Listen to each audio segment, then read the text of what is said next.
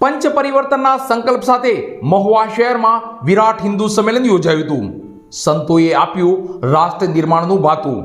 તો સરયુ જળ કળશ પૂજન અને ભારત માતાનું પૂજન પણ કરવામાં આવ્યું હતું. તો સંતોના સાનિધ્યમાં સંતોના આશીર્વચનથી વાતાવરણ ધાર્મિક બન્યું હતું.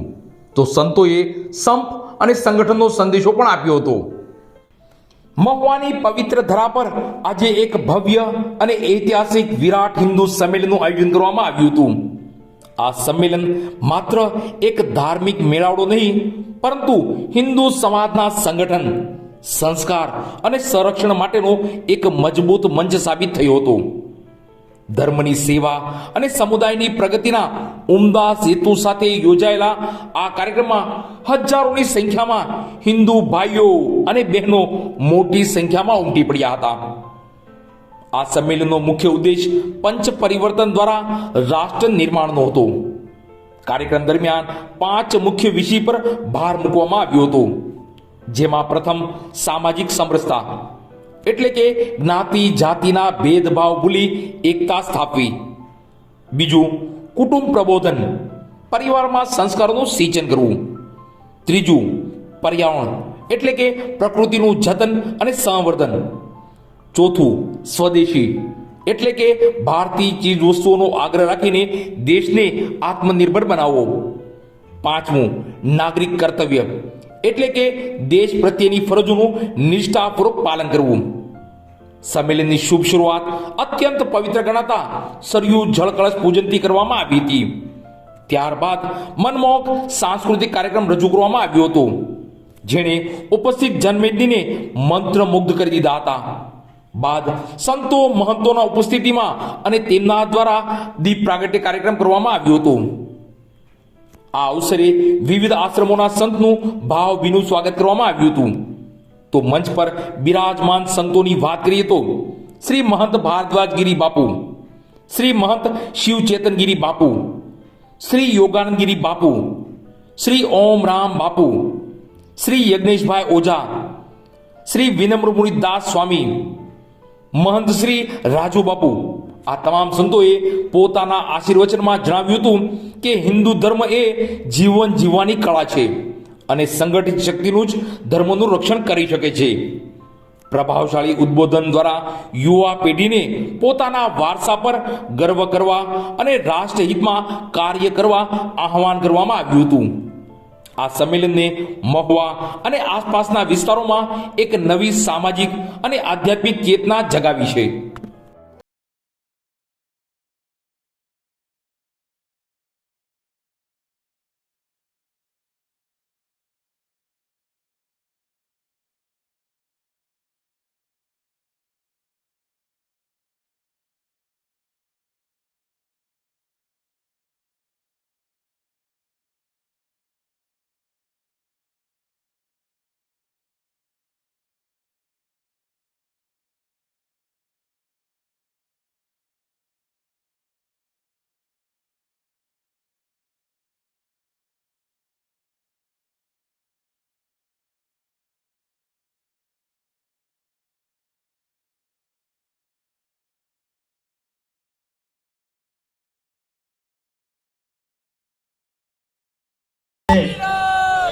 સાંસ્કૃતિક કાર્યક્રમો લઈ અને જે શાળાઓના બાળકો આવવાના હતા એ પણ આવી રહ્યા છે. બેલુર વિદ્યાલયના બેલુર બસ પણ અહીંયા પહોંચી ચૂક્યા છે. મંગલમૂર્તિ વિદ્યાલય બાળકો પણ અહીં એક દફે બધા એના એક સ્વરમાં એક મત થઈને બધા બોલો તો આજુબાજુને ખબર પડવું જોઈએ કે અહીંયા હિન્દુ સંમેલન થાય છે. ભારત માતા કી જય, ભારત માતા કી જય, ભારત માતા કી વંદે વંદે વંદે, જય શ્રી રામ. मानव का विश्वास जगेगा, भेद भावना तम सटेगा, समरसता अमृत बरसेगा. हिंदू जगेगा तो બધું થશે. अगर हिंदू अगर ऐसा ही सोता रहा, आज भगवान की कितनी ना जनसंख्या से आज यहाँ कितना हिंदू पधारे છે એમ બહુ જ મોટો સંઘ છે. વિશ્વભરની અંદર સ્વયંસેવકોનું સૌથી મોટું સંગઠન જો કોઈ હોય તો ભારતની અંદર સ્થિત એવો RSSની આ સંસ્થા છે. અને છેલ્લા 100 વર્ષથી આ સંસ્થા વિવિધ અલગ અલગ પ્રવૃત્તિ, સામાજિક, ધાર્મિક ઉત્થાનનું કાર્ય બધું કરી રહી છે. અને એ RSSને આજે 100 વર્ષ પૂર્ણ થાય છે. એના શતાબ્દી વર્ષ નિમિત્તે અલગ અલગ પ્રાંતોની અંદર આવા વિરાટ હિન્દુ સંમેલનનું આયોજન કરવામાં આવ્યું છે. એના એક ભાગરૂપે આપણા મહુવાની અંદર પણ આજે આપણે બધા જ આવા વિરાટ હિન્દુ સંમેલનમાં જોડાયા છીએ.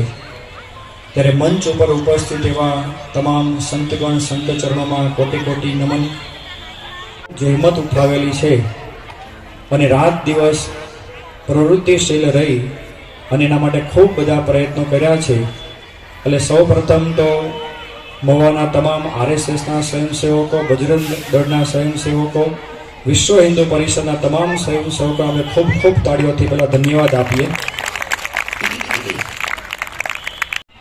આ પંચ પરિવર્તનની અંદર 5 મુદ્દાઓ અલગ અલગ છે કે જેના દ્વારા નાગરિકનું ઘડતર થાય, જેના દ્વારા શ્રેષ્ઠ માનવીનું સર્જન થાય અને એ માનવીના સર્જન દ્વારા રાષ્ટ્ર નિર્માણ એ ખૂબ સારી રીતે શક્ય બનતું હોય છે. કદાચ આપણા મનમાં એમ થાય કે ભાઈ માણસ પોતે સુધરેમાં રાષ્ટ્રને શું ફાયદો થાય. એક વખત એક નાનકડો બાળક હતો. બાળક બહુ તોફાની હતો. એટલે બાળકના પપ્પા બહુ કંટાળી ગયા હતા કે આનું કંઈક મારે કરવું પડશે ઉપાય. એટલે બાળકના પિતાશ્રીએ એ બાળકને એક કાગળ હતો ને, કાગળ જેમાં ભારતનો નકશો દોરેલો હતો, એ નકશો ફાડી અને એને આપી દીધો કે હવે તું એક કામ કરી કે આ ભારતનો આખો નકશો છે ને અલગ અલગ ટુકડાઓમાં થઈ ગયો છે, આ કાગળના ટુકડાઓમાં. તારે એ આખો નકશો પાછો જોડી દેવાનો છે. પેલા બાળકના પિતાના મનમાં એમ હતું કે હવે કંઈક આમ શાંતિ રહે, અડધો કલાક તો થઈ જ જશે આને, કારણ કે નાનકડો બાળક છે, જોડતા એને વાર લાગશે, એટલે હવે આપણે શાંતિ, અડધો કલાક વાંધો નહીં આવે. પણ આશ્ચર્યની વાત તો એ બની કે બાળકે માત્ર ને માત્ર 2 જ મિનિટની અંદર આખો નકશો જોડી દીધો એને. પપ્પાને તો ખરું આટલું બધું આ ઝડપથી આ કામ કેમ ન કરી નાખ્યું. અને એ વખતે પેલા બાળકે બધા કે પપ્પા આ નકશાની પાછળના ભાગમાં માણસનું ચિત્ર હતું, માણસનું ચિત્ર મેં જોડી દીધું એટલે ઓટોમેટિક નકશો એને મેળે આખે આખો જોડાઈ ગયો. એમ જ્યારે માણસ પોતે વ્યવસ્થિત બની જાય, જ્યારે માણસનું નિર્માણ વ્યવસ્થિત થઈ જાય તો એની સાથે સાથે રાષ્ટ્રનું પણ નિર્માણ એ નિશ્ચિંત થઈ જતું હોય છે. બધા એક આંગળી ઊંચી કરો. United family that's prays together, plays together, sits together, eats together. ચારે ચાર શબ્દોનો અર્થ આપણે બધા જાણતા જશો.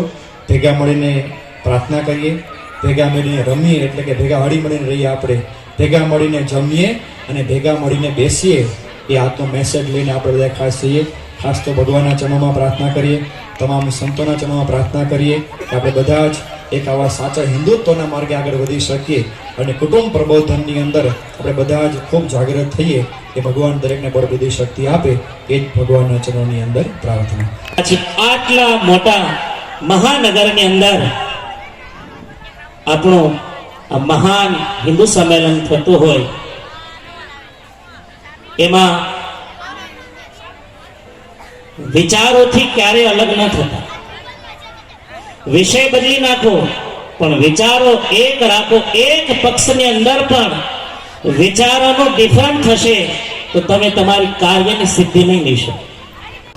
વૈદિક સનાતન ધર્મના કાળથી આપણી પાસે પાઠશાળાઓ હતી, આપણી પાસે ગુરુઓ હતા. જ્યારથી એ વિભાગ શ્રેષ્ઠ અને ઉત્તમ વ્યક્તિઓએ પોતાના હાથમાં લીધેલો, ગુરુઓ ભણાવતા એટલે ગુરુઓ થતા. હમણાં સ્વામી બહુ સરસ વાત કરી મને કે ગુરુઓ જે આપના વિષયમાં જે વાત હતી એ જ સંદર્ભમાં કે ખબર નહીં કોઈ સંતો આમાંથી બોલ્યા તમને ભૌતિક સુખ સાધન સંપન્નતા સુખ આપી શકે, શાંતિ નો માટે શાંતિ જોતી હોય તો ગુરુની શરણમાં આવવું પડે. રામની જેથી આવશ્યકતા દશરથજીને થઈ, ગુરુ ગૃહ ગયા હું તુરત નહીં પાવા, ચરણ લાગી કરી વિનય બેસા. રામ ધર્મ છે. ધર્મની પ્રાપ્તિ માટે તમારે કોઈ યોગ્ય ગુરુ, પણ ગુરુને ઓળખવા જરા. ગુરુતા જેની અંદર હોય, જેનામાં વિશાળ બુદ્ધિ હોય. ફરી એકવાર કહું, સજ્જનો હંમેશા આજે તે સ્વામી સતયુગમાં પણ, ત્રેતામાં, દ્વાપરમાં સજ્જનો હંમેશા નિષ્ક્રિય રહ્યા છે. દુઃખ સાથે કહેવું પડે. સંગઠન દુર્જનોમાં જાજુ હોય. સજ્જનો એટલે નથી હારતા, કારણ કે એની અંદર સામર્થ્ય નથી. સામર્થ્ય ઓલા કરતા વધારે સંગઠિત નથી. જીવનરૂપી યાત્રા, બહુમૂલ્ય સમય અને વિષય અને વસ્તુ અને વ્યસ્તતા તો બધા લોકોને ક્યાંય ને ક્યાંય રહેશે, પણ રાષ્ટ્રચિંતન માટે આ સનાતન વૈદિક પરંપરાની આવતી પેઢીઓ માટે એક એવો ઉત્તમ વિચારનું સર્જન કરી અને આ સંઘની સ્થાપના કરી. વિચાર કરો, 100 વર્ષ પછી આજે આપણે શતાબ્દી પર્વ ઉજવીએ છીએ, તો કે અત્યારનો સમય ઘણી બધી કોમ્પિટિશનોનો છે. બધી જ જગ્યાએ લોકો વ્યક્ત કરે કે ન કરે, પણ કોમ્પિટિશન તો છે. પણ કોમ્પિટિશનને પણ બાદ કરતા અત્યારે સંપૂર્ણ વિશ્વની અંદર 192 દેશોમાં જો કોઈ સર્વોચ્ચ વધારેથી વધારે સંખ્યાકીય બળ ધરાવતી સંસ્થા હોય તો એ રાષ્ટ્રીય સ્વયંસેવક સંઘ છે, કે જેની લાખો શાખાઓ અને કરોડો કાર્યકર્તાઓ, સ્વયંસેવકો નિષ્ઠાપૂર્વક અંતઃકરણથી રાષ્ટ્રને માટે આપણે શું આપી શકીએ એવી સતત પ્રેરણાથી, એવા ભાવથી, નિષ્કામ ભાવ અને કોઈ પણ પ્રકારના સન્માનથી માંડીને કોઈ પણ પ્રકારની અપેક્ષા વગર આપણે આપણા ધર્મ માટે, આપણા રાષ્ટ્ર માટે, આપણા દેશ માટે આપણને એને બધું આપ્યું છે, આપણે શું આપીએ એવું સતત અવિરત ચિંતન કરતી કોઈ પણ વ્યવસ્થા કે સંસ્થા ભારત દેશની અંદર હોય તો એ રાષ્ટ્રીય સ્વયંસેવક સંઘ છે. ખૂબ જ જે આજના પ્રસંગ નિમિત્તે વિરાટ હિન્દુ સંમેલન. હવે વિરાટ શબ્દનો પ્રયોગ મહાભારતની અંદર ભગવાને જ્યારે અર્જુનને વિરાટ સ્વરૂપના દર્શન કર્યા ત્યારે એમને જ્ઞાન ચક્ષુ આપવામાં આવી હતી. એમ આવી જ રીતે આવતા ભવિષ્યની અંદર જે આજે વર્તમાન છે, ખૂબ સારો સમય છે. બધા અમારા પહેલા વક્તાઓએ કીધું પોતપોતાની સમજદારી પ્રમાણે, જાણકારી પ્રમાણે, પણ ઓલા કહે ને કે સમય જે છે, સમય એ બધું જ જાણે છે, સમયને કોઈ નથી જાણતું. સમય બધું જાણે છે. આજનો જે વર્તમાન છે એ આવતી 2-3 પેઢી પછી એનો ઇતિહાસ થઈ જશે. અને જ્યારે જ્યારે ધર્મને લઈને, રાષ્ટ્રને લઈને, વ્યવસ્થાઓને લઈને, ચિંતનને લઈને, સંઘર્ષને લઈને પણ કોઈ વાત કરવામાં આવી છે, ત્યારે દરેક લોકોએ ઇતિહાસને સાક્ષી બનાવ્યો છે. એટલે આજનો પણ આ સોનેરી વર્તમાન છે એ આવનારી પેઢી માટે ઇતિહાસ છે. તો ઇતિહાસને સારો બનાવવા માટે, સફળ બનાવવા માટે જેટલી પણ સંખ્યાની અંદર, જેટલી પણ વ્યવસ્થાની અંદર એક સારા રાષ્ટ્રનું ચિંતન અને નિર્માણ કરશું તો આવનારી પેઢીઓ આપણે ઇતિહાસની અંદર યાદ રાખશે. माता की जय, भारत माता की जय, हर हर महादेव, हर हर महादेव, हर हर महादेव. जय श्री राम.